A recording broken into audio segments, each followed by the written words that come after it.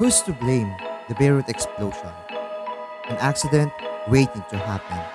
Videos with current events. Has granted with special powers. Videos with interesting stories. Sikorsky S-70 Videos with thrilling facts. coronavirus.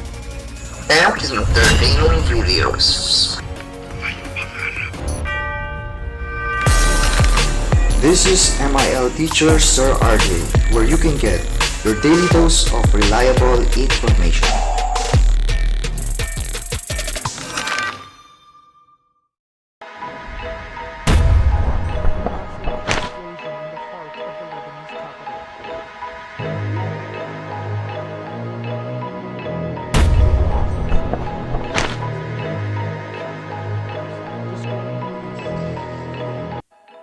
On the evening of August 4, 2020, at 1808 Eastern European Summer Time, multiple explosions occurred in the city of Beirut, the capital of Lebanon.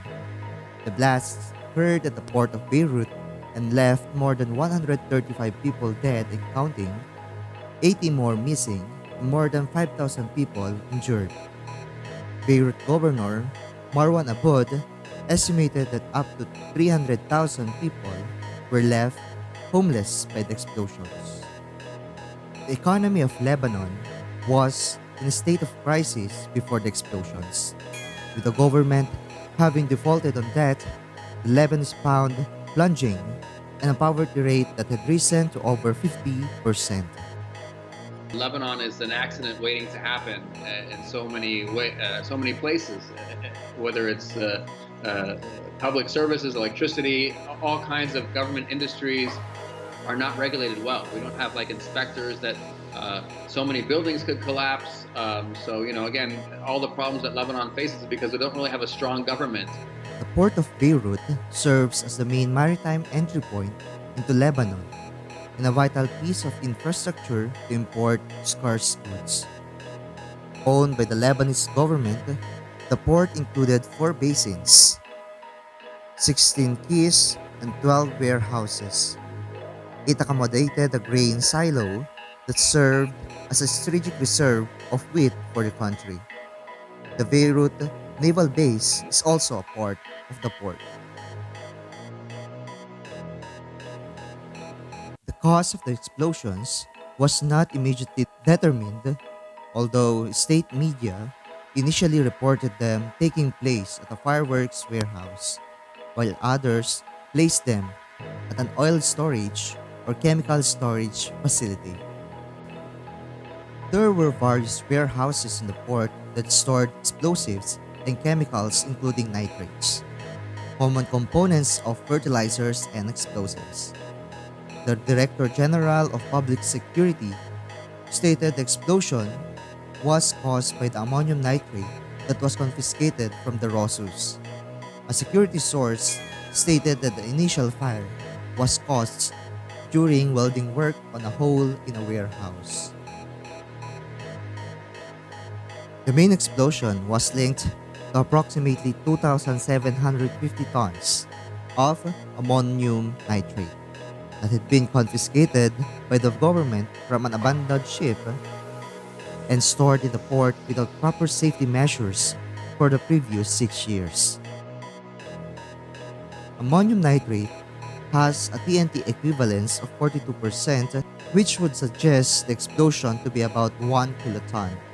But generally, in explosions, not all of the material detonates. Estimates for the equivalence of the explosion are approximately 300 tons of TNT. On September 23, 2013, the Russian-owned Moldovan-flagged cargo ship MV Rossus set sail from Batumi, Georgia to Beira, Mozambique, carrying 2,750 tons of ammonium nitrate. During the trip, it was forced to port in Beirut with engine problems. After inspection by Port State Control, the Rossus was found unseaworthy and it was forbidden to set sail. 8 Ukrainians and 1 Russian were aboard, and with the help of a Ukrainian consul, 5 Ukrainians were repatriated, leaving 4 crew members to take care of the ship. The owner of the Rosus went bankrupt, and after the charterers lost interest in the cargo, the owner abandoned the ship. The Rosus then quickly ran out of provisions while the crew were unable to disembark due to immigration restrictions. Creditors also obtained 3 arrest warrants against the ship. Lawyers argued for the crew's repatriation on compassionate grounds due to the danger posed by the cargo still aboard the ship. And an urgent matters judge in Beirut allowed them to return home after having been stuck aboard the ship for about a year. The dangerous cargo was then brought ashore in 2014 and placed in a building, Hangar 12, at the port by order of a court, remaining there for the next 6 years. Various customs officials had sent letters to judges requesting a resolution to the issue of the confiscated cargo, proposing that the ammonium nitrate either be exported, given to the army, or sold to the private Lebanese explosives company.